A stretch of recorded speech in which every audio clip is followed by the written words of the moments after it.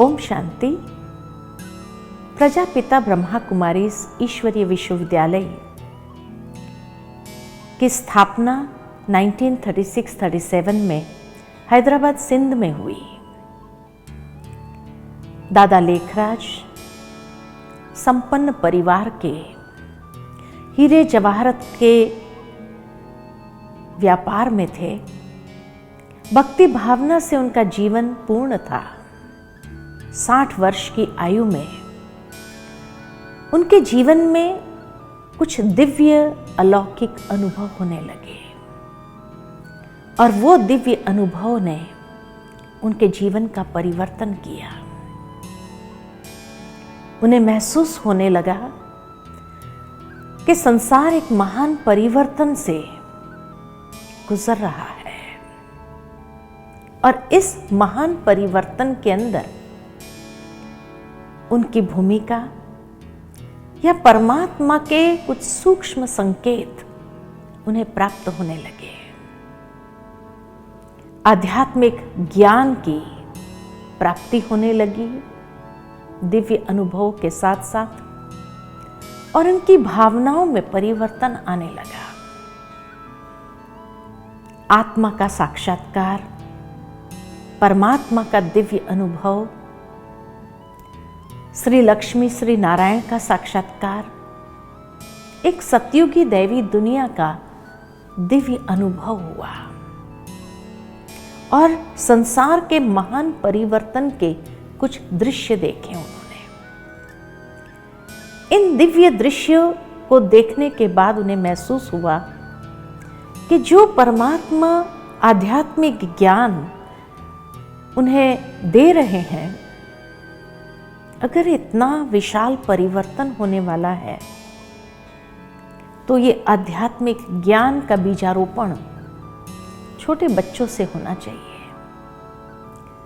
इसलिए उन्होंने एक बोर्डिंग स्कूल का निर्माण किया जहां छोटे बच्चों को दुनिया के शिक्षा के साथ साथ ये आध्यात्मिक ज्ञान को भी दिया जाने लगा। धीरे धीरे वो छोटा सा बोर्डिंग स्कूल एक विशाल वटवृक्ष का रूप लेने लगा। 1937 से लेकर के 1950 तक हैदराबाद सिंध में और कराची में फिर इस ईश्वरीय विश्वविद्यालय का स्वरूप बनने लगा। पार्टीशन के बाद उन्हें यह दिव्य संकेत मिला कि भारत अविनाशी भूमि है और इसीलिए भारत से ही आध्यात्मिकता का प्रकाश सारे विश्व के अंदर फैलेगा। 5 मई 1950 में यह ईश्वरीय विश्वविद्यालय का स्थानांतरण हुआ कराची से माउंट आबू आए। परमात्मा के दिव्य संकेत अनुसार माउंट आबू को विशेष चुना गया। क्यों? क्योंकि कहा जाता है, शास्त्रों में भी ये अरावली पहाड़ियों का विशेष महत्व दर्शाया है। कहा जाता है कि अरावली की पहाड़ियों में पांडवों की अंतिम तपस्या पूरी हुई थी। आबू अर्बुदा देवी से नाम आया है। अर्बुदा अर्थात मां सरस्वती का दूसरा नाम। और कहा जाता है कि ब्रह्मा ने सरस्वती को वेदों का ज्ञान ये अरावली की पहाड़ियों में दिया था। इतना ही नहीं, आबू को ये भी कहा जाता है कि अब्बा का घर है और इसीलिए यहाँ पर स्थानांतरण होने के बाद लगभग 350 भाई बहनों के साथ जब पिता श्री ब्रह्मा बाबा इस अरावली की भूमि पर आए तो यहाँ से विशेष कार्य आरंभ हुआ। सर्वप्रथम परमात्मा ने प्रजापिता ब्रह्मा बाबा को निमित्त बना करके एक आध्यात्मिक यज्ञ, जिसको कहा जाता है रुद्र ज्ञान यज्ञ, आरंभ किया। ये ज्ञान यज्ञ में कोई स्थूल आहुतियां नहीं थी, लेकिन सूक्ष्म आहुतियां अवश्य थी। जिस तरह कोई भी यज्ञ के अंदर अग्नि होती है और कुछ चीजें स्वाहा करनी होती है, और कहा जाता है कि स्वाहा करने से वातावरण का शुद्धिकरण या परिवर्तन होता है।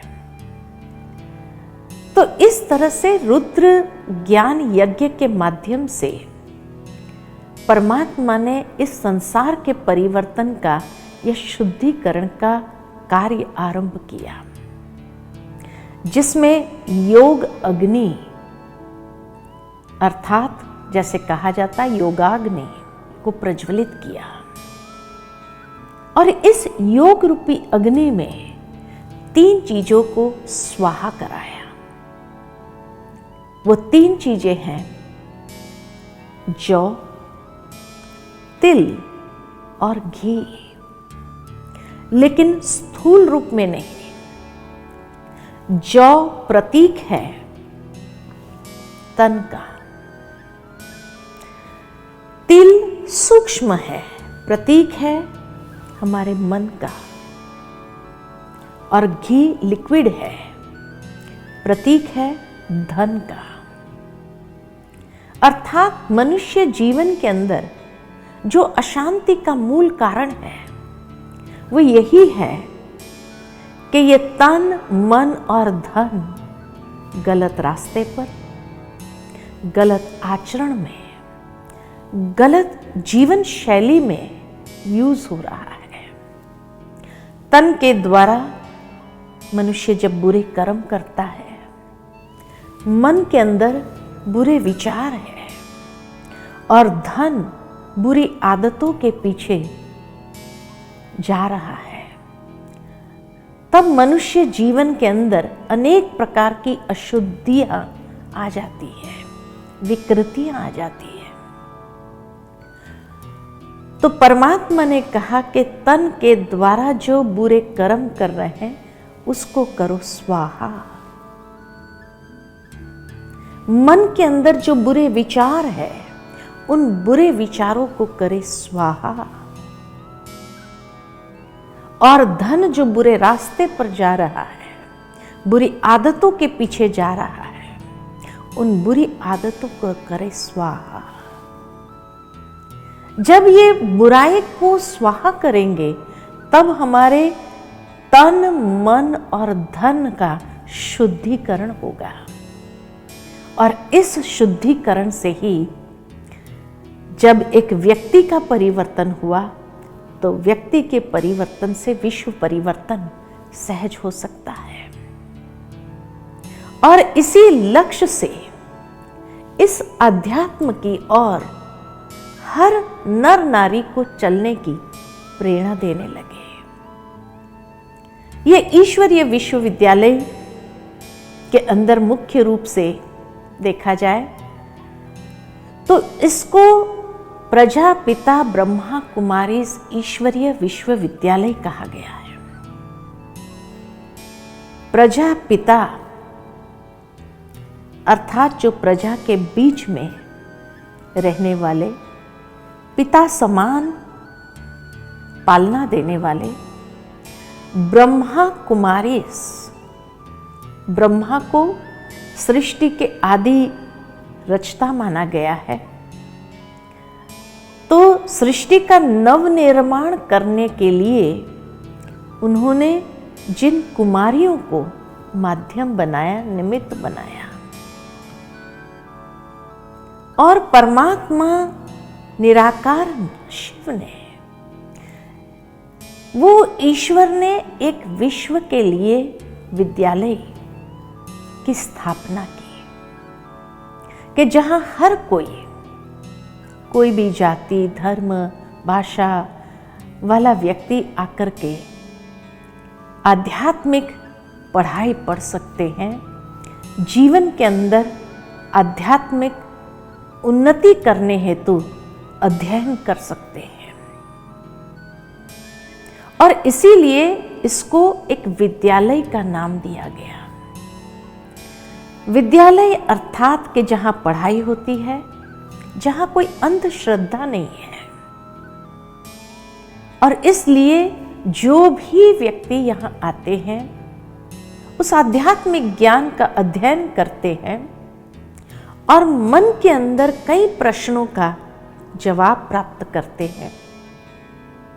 साथ ही साथ जीवन में रही हुई कोई अंधश्रद्धा युक्त बातें हैं, उसका स्पष्ट अनुभव कर सकते हैं और उसको जीवन के अंदर सही तरीके से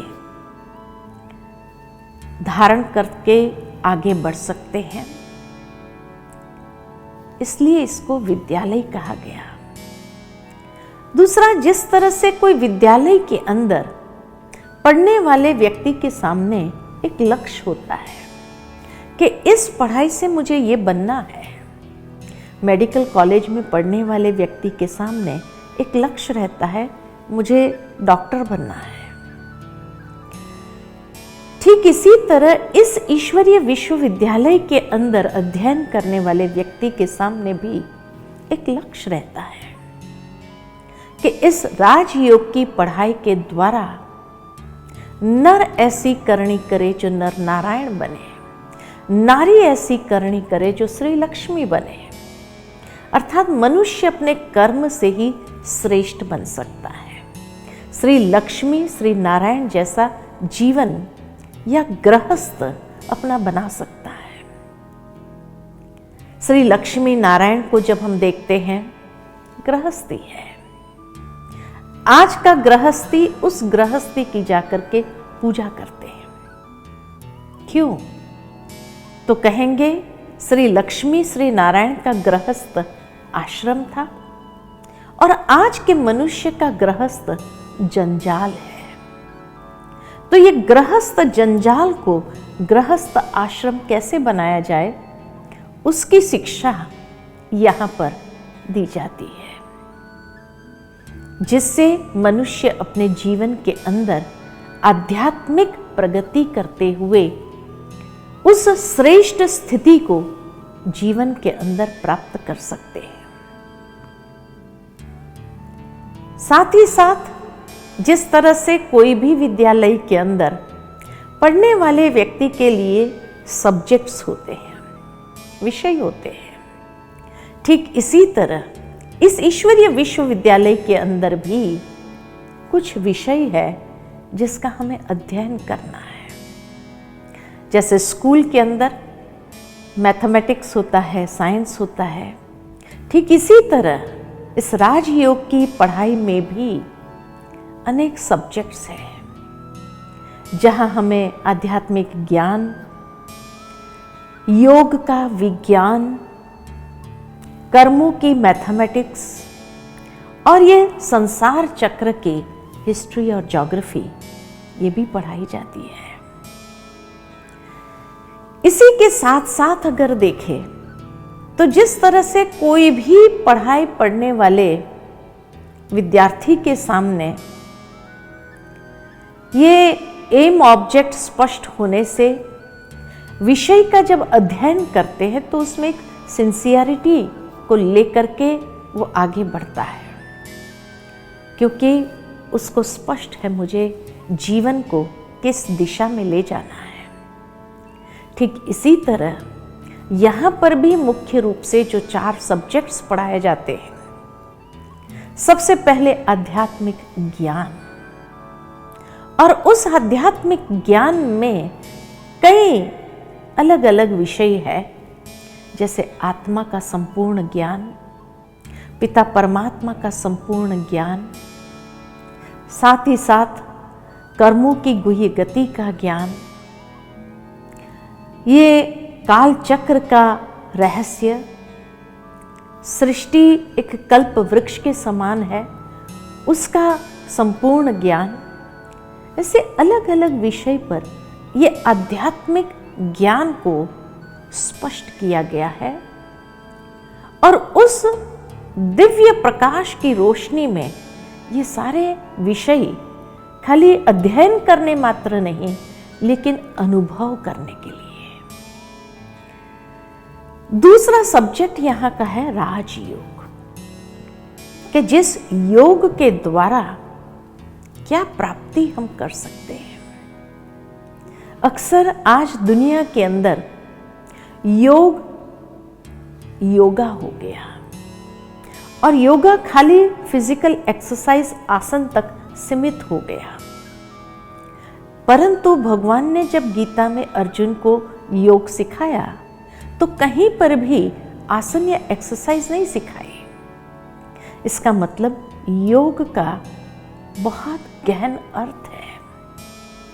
और योग माना जोड़, जिस तरह वियोग माना अलग हो जाना, योग माना कनेक्शन। तो आत्मा का उस सुप्रीम सोर्स परमात्मा के साथ कैसे कनेक्शन किया जाए और उस कनेक्शन के द्वारा किस तरह आत्मा के अंदर परमात्मा ऊर्जा को हम अपने अंदर विकसित कर सके, जिससे जीवन के अंदर समर्थी आ जाए। ये इस राजयोग के माध्यम से प्राप्ति कर सकते हैं। योग का आधार क्या है, विधि क्या है, योग से प्राप्ति क्या है, ऐसे अनेक योग से संबंधित बातें दूसरे विषय में हम पढ़ते हैं। तीसरा विषय हमारा प्रैक्टिकल है और ये प्रैक्टिकल सब्जेक्ट है दिव्य गुणों की धारणा। जीवन के अंदर वैल्यूज का महत्व। आज मनुष्य जीवन के अंदर कोई दिशा नहीं रही और मानव एक बच्चा भटक रहा है, दिशाहीन होकर के भटक रहा है और इसलिए जीवन के अंदर कई प्रकार की विकृतियां आ गई है। आज हम देखते हैं मनुष्य की विकृति की चरम सीमा, कि आज व्यक्ति अपनी इंटेलिजेंस, अपनी बौद्धिक क्षमता किस दिशा में यूज कर रहा है, किस तरह मनुष्य विकृत होते होते कई प्रकार के क्राइम्स करने लगा है। साइबर क्राइम्स होते हैं। कितने मनुष्य की विकृतियों को हम प्रैक्टिकल संसार के अंदर देख रहे हैं और उसका मूल कारण यही है कि आज व्यक्ति अपने जीवन में कहीं ना कहीं एक अकेलापन का अनुभव कर रहा है, तनाव या प्रेशर में जी रहा है, डिप्रेशन का शिकार हो रहा है और उस कारण से लाइफ को समझ नहीं पा रहा है कि जीवन का मतलब क्या है।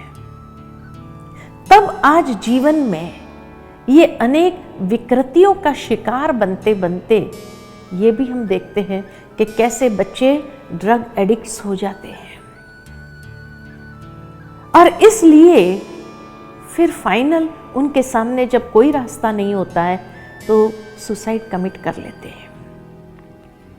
ये तीसरा सब्जेक्ट, प्रैक्टिकल सब्जेक्ट, दिव्य गुणों की धारणा और जीवन के अंदर मूल्यों का महत्व जानते हुए जीवन को एक श्रेष्ठ दिशा देते हुए, सकारात्मक दिशा देते हुए हम अपने जीवन को सशक्त करते हैं। और जब जीवन सशक्त होने लगे तब व्यक्ति अंदर में आत्मबल को महसूस कर सकता है, अनेकों के लिए प्रेरणा स्रोत बन जाता है। तो ये तीसरा सब्जेक्ट है जिससे व्यक्ति अपने जीवन को शालीनता के साथ जी सकता है, एक स्वमान के साथ, स्वाभिमान के साथ जी सकता है, आगे बढ़ सकता है। आज स्वाभिमान के बदले अभिमान आ गया है और वो अभिमान धीरे धीरे अहंकार का सर्वोच्च स्वरूप ले चुका है और इतना इगोइस्टिक हो गया है कि जब उस ईगो को टकराता है या उस ईगो की स्थिति से गिरता है तो बहुत बड़ी चोट जीवन में लगती है। समझ में नहीं आता है कि फिर कहाँ से आरंभ करें। तो ये तीसरा सब्जेक्ट बहुत आवश्यक है जीवन के लिए। और चौथा सब्जेक्ट है यहाँ का ईश्वरीय सेवा, कि जब ऐसा हमारा जीवन पहले सशक्त हो जाए तब हम अनेकों को रास्ता दिखाने के लिए उस समर्थी को प्राप्त कर लेते हैं और अपने जीवन के एग्जाम्पल के द्वारा हम दूसरों की यथार्थ सेवा करें। आज दुनिया के अंदर बाह्य रूप से सेवा करने वाली अनेक संस्थाएं हैं। कहीं ब्लड डोनेशन कैंप्स लगा देंगे या फ्री आई ऑपरेशंस करवा देंगे या सामाजिक रीति से जो भी समाज के अंदर कुछ बुराइयां हैं, कुरीतियां हैं, उसको मिटाने के लिए सोशल सर्विसेज करने वाली ऑर्गेनाइजेशंस अनेक हैं। तब कई बार कई लोग हम ब्रह्मा कुमारी इस बहनों से पूछते हैं, आप क्या सेवा करते हो समाज की? हम उन्हें यही कहते हैं कि आज एक व्यक्ति एक वृक्ष के पत्ते पत्ते को पानी दे और फिर कहे कि मैंने पत्ते पत्ते को पानी दिया लेकिन फिर भी वृक्ष सूखता ही चला गया, क्या कारण है? कोई भी व्यक्ति उसे यही कहेगा, अरे पत्ते पत्ते को पानी देने की मेहनत करने की आवश्यकता नहीं है, जड़ को पानी देने की आवश्यकता है। जड़ को पानी देने से पत्ते तक आपे ही पहुंच जाता है। ठीक इसी तरह आज बाह्य रूप से व्यक्ति को मदद करने के लिए अनेक प्रकार के ऐसे कार्यक्रम का आयोजन होता है, लेकिन दिन प्रतिदिन फिर भी व्यक्ति निराशा में, उदासी में, हताशा में डूबता ही जा रहा है। कारण कहीं न कहीं हमने भी उसकी जड़ की सेवा नहीं की है, और जड़ है आत्मा। आवश्यकता है कि आत्मा को ज्ञान अमृत का पान कराए, तो उसके व्यवहार में, हर कर्मेंद्रिय में वो अमृत धीरे धीरे पहुंचने लगता है और व्यक्ति व्यवहार कुशल स्वतः बनने लगता है। बाह्य रूप से उसको रिहेबिलिएट करने की जगह उस जड़ को हम पानी देना आरंभ करें, उस जड़ को ज्ञान अमृत से सींचे, और जब उस जड़ को आध्यात्मिक ज्ञान से सींचा जाता है तब धीरे धीरे व्यक्ति के अंदर खुद में भी आशा जागृत होती है, और वो आशा की किरण से धीरे धीरे वो व्यक्ति उठने लगता है। आज शायद समाज में ये सेवा की आवश्यकता है, जिससे व्यक्ति अपने जीवन में पुनः अपने जीवन का निर्माण कर सके। वो स्वयं ही स्वयं का स्कल्प्टर बन करके अपने अंदर की, भीतर की जो सुंदर तस्वीर है उसको समाज के आगे प्रस्तुत कर सके।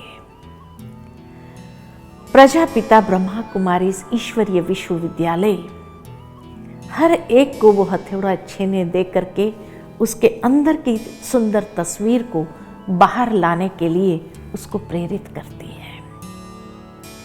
तो इसीलिए आइए हम सभी ये ईश्वरीय विश्वविद्यालय के जो बेसिक कोर्स है उस कोर्स को आज से प्रारंभ करेंगे, और कल से हम यही बात आप सबको बताएंगे कि उस बीज को, जड़ को पानी या ज्ञान अमृत से कैसे सींचना चाहिए। उसके लिए पहले खुद को पहचानें कि मेरी वास्तविकता क्या है। तो इन्हीं शब्दों के साथ मैं आज यहाँ ही इस एपिसोड को समाप्त करती हूँ। कल से हम आगे देखेंगे मैं कौन।